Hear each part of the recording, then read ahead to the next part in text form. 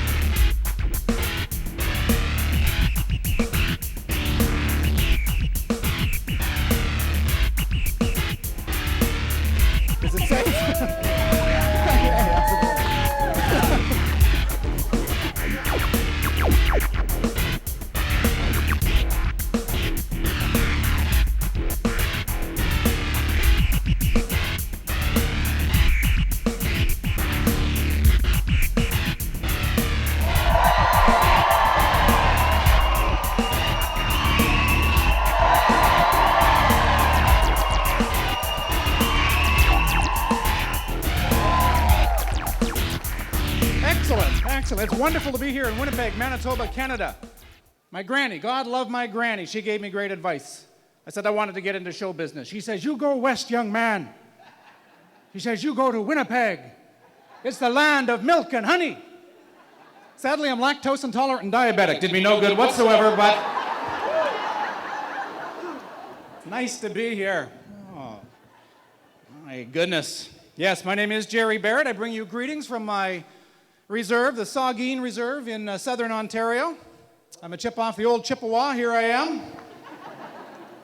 Winnipeg. Spent a lot of time. I see we have a lot of youth in the audience tonight, and I want to acknowledge them. How you doing? Yeah, the youth. I was a youth once.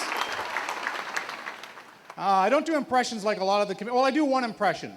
From the time back on the Saugeen Reserve back in 1965, my father and I saw Santa Claus flying over the reserve Christmas Eve, and we thought that was really special. And so I'm going to do one impression for you tonight. For the youth, this is my impression now of Santa, Christmas Eve reserve. Okay, I'll be playing the part of Santa, all right? Here we go. Santa now, flying over the reserve Christmas Eve, 1965. It'll go something like this.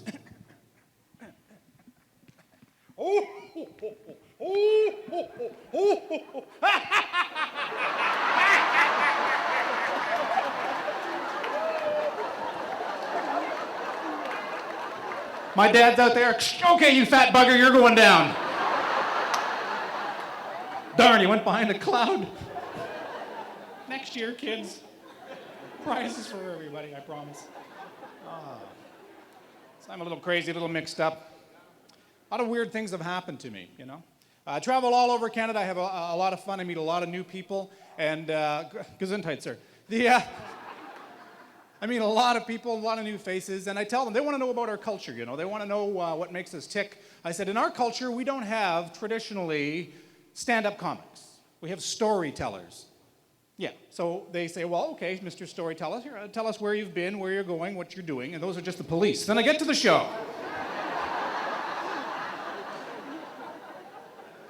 And it's a different story.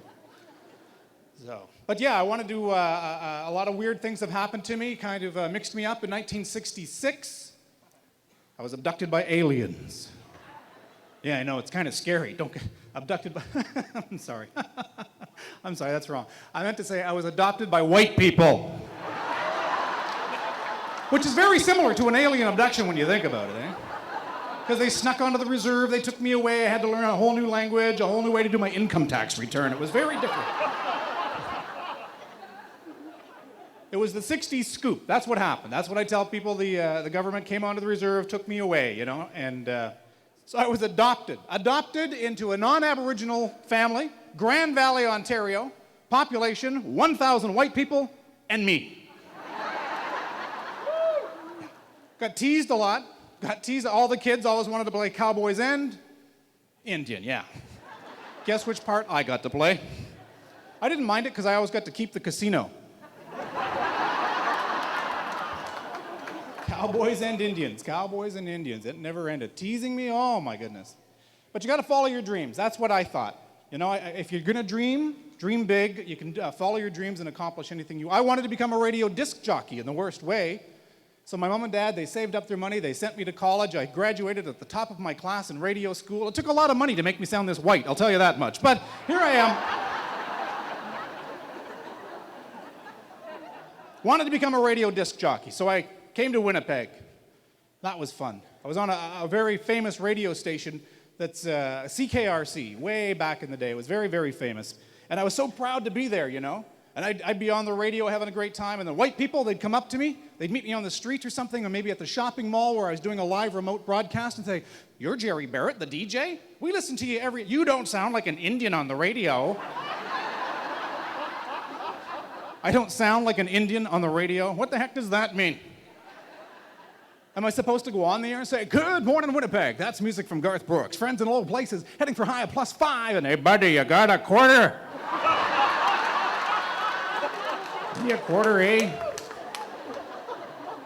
News and sports next.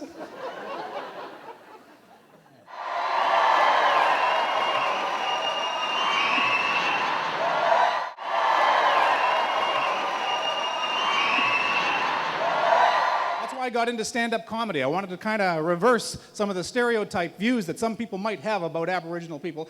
It's a non-traditional career, stand-up comedy, but it's a lot of fun.